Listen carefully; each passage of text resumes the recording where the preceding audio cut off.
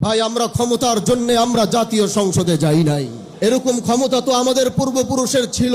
আমরা এরকম ক্ষমতার মসনদে বসার জন্য, আমরা এই দেশের মানুষের কণ্ঠ হয়ে কথা বলার জন্য জাতীয় সংসদে গিয়েছি। আমাদের কথাগুলো যতদিন রায় না হবে, আমাদের দাবিগুলো যতদিন পূরণ করা না হবে, আমাদের আন্দোলন চলতে থাকবে, চলতে থাকবে। আমরা জাতীয় সংসদে আমরা জনগণের কণ্ঠ হয়ে কথা বলবো। আর যখনই রাজপথে ডাক আসবে, আপনাদের রাজপথ থেকে কথা বলতে হবে। জনগণের ম্যান্ডেটের বাইরে গিয়ে অন্য কিছু করার কোনো সুযোগ কারো হবে না। আসসালামু আলাইকুম ওয়া রাহমাতুল্লাহি ওয়া বারাকাতুহু। ইন্নাল হামদালিল্লাহ ওয়াস সালাতু ওয়াস সালামু আলা রাসূলিহিল কারীম ওয়া আলা আলিহি ওয়া আসহাবিহি আজমাইন। মুহতারাম হাজিরিন, আমরা একটু বসি, একটু শান্ত হই। মাঠের আশেপাশে অনেক মানুষ, হয়তো গরমে কষ্ট হচ্ছে। তাদেরকে অনুরোধ করব, আপনাদের কষ্ট তো সব সময় হয় না, মাঝে মাঝে একটু কষ্ট দেওয়া হয়। এজন্য আজ এই গরমে যদি একটু কষ্ট হয়, আপনারা আশেপাশ থেকে প্রচুর মানুষ আশেপাশে রয়েছেন, তারা অবশ্যই মাঠে উপস্থিত হবেন। লম্বা দীর্ঘ কথা বলার জন্য দাঁড়িয়েছে এক সত্য বলার জন্যে। যেই সত্য বলার জন্য এই দেশের মানুষ আমাদেরকে প্রতিনিধিত্ব করার জন্য জাতীয় সংসদে পাঠিয়েছে। আমরা বলেছিলাম আমরা ইনসাফ প্রতিষ্ঠা করব, আমরা বলেছিলাম আমরা ন্যায় প্রতিষ্ঠা করব। আর আমাদের এই আওয়াজগুলো, এই কথাগুলো এই দেশের মানুষ, আমার এলাকার মানুষ, তারা বিশ্বাস করেছিল এবং বিশ্বাস করে সেই শিবচরের মানুষ আমাকে ভোট দিয়ে আমাদেরকে জাতীয় সংসদে পাঠিয়েছে। মওলানা আল্লামা মামুনুল হক দামাত বারাকাতুহুম আমার উপর আস্থা রেখেছেন। আমার উপর আস্থা রেখে তিনি আমাকে এই দায়িত্ব পালন করার সুযোগ দিয়েছেন। ভাই, আমরা ক্ষমতার জন্য আমরা জাতীয় সংসদে যাই নাই। এরকম ক্ষমতা তো আমাদের পূর্বপুরুষের ছিল। আমরা এরকম ক্ষমতার মসনদে বসার জন্য, আমরা ক্ষমতার মসনদে বসার জন্য জাতীয় সংসদে যাইনি। আমরা এই দেশের মানুষের কণ্ঠ হয়ে কথা বলার জন্য জাতীয় সংসদে গিয়েছি। এজন্য যতদিন আমাদের কথাগুলো যতদিন রায় না হবে, আমাদের দাবিগুলো যতদিন পূরণ করা না হবে, আমাদের আন্দোলন চলতে থাকবে, চলতে থাকবে। প্রিয় ভাইরা আমার, এদেশের মানুষ 70% মানুষ গণভোটের পক্ষে রায় দিয়েছে। 70% মানুষ জুলাইয়ের পক্ষে রায় দিয়েছে। এজন্য এদেশের জনগণের ম্যান্ডেটের বাইরে গিয়ে অন্য কিছু করার কোনো সুযোগ কারো হবে না। প্রিয় ভাইরা আমার, আমরা সরকার পতনের আন্দোলনে নামি নাই। এটা কোনো সরকার পতনের আন্দোলন আর সমাবেশ নয়। সংসদে বুঝাবার চেষ্টা করেছি, হয়তো বুঝতে পারছেন না বলে আজ জনগণ ময়দানে নেমেছে বুঝাবার জন্য।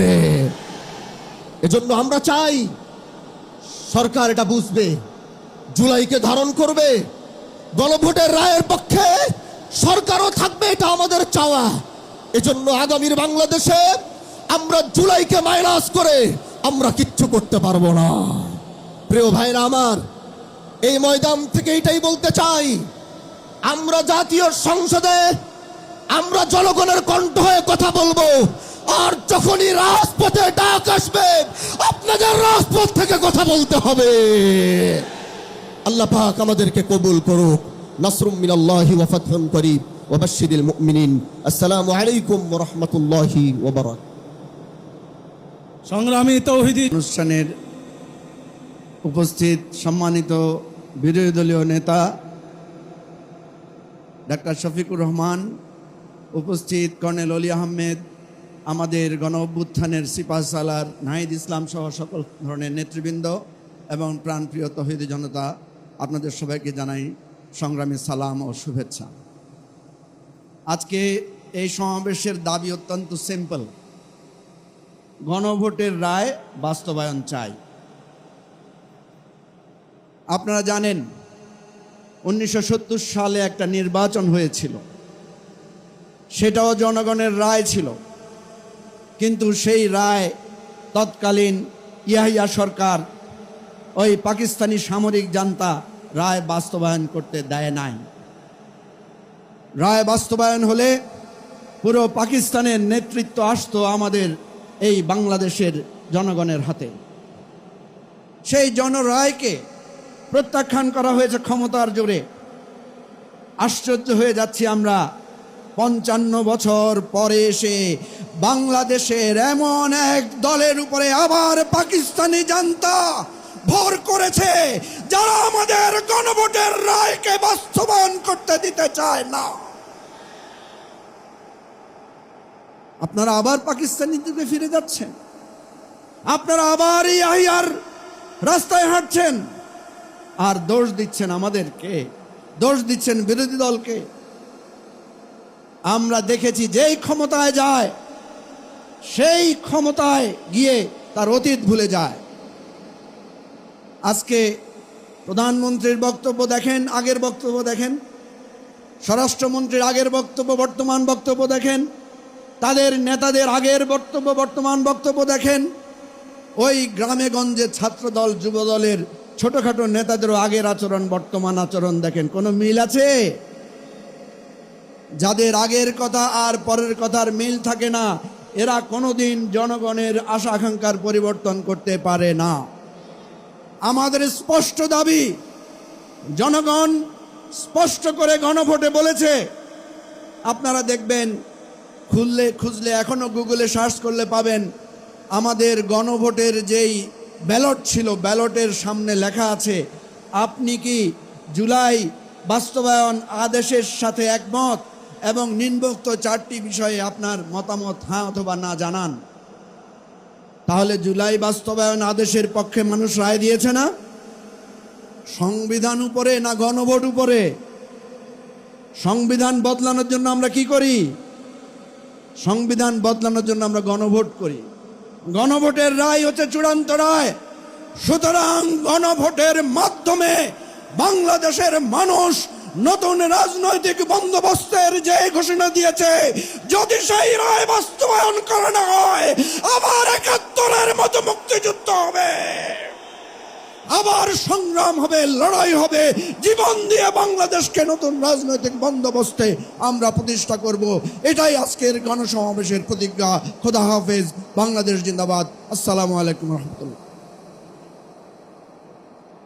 সংগ্রামী জনতা, এই পর্যায়ে বক্তব্য নিয়ে আসছেন বাংলাদেশ আবার গণভোটের রায় বাস্তবায়নের দাবিতে বাংলাদেশ খেলাফত মজলিস কর্তৃক আয়োজিত আজকের এই সমাবেশের মোহতারাম সভাপতি, উপস্থিত জাতীয় সংসদের বিরোধী দলীয় নেতা, উপস্থিত জাতীয় সংসদের বিরোধী দলীয় চিফ হুইপ, জাতীয় নেতৃবৃন্দ, সংগঠনের নেতৃবৃন্দ, সাংবাদিক ভাইয়েরা, উপস্থিত দেশপ্রেমিক ভাই বন্ধুগণ, আমি বক্তব্য দীর্ঘায়িত করব না।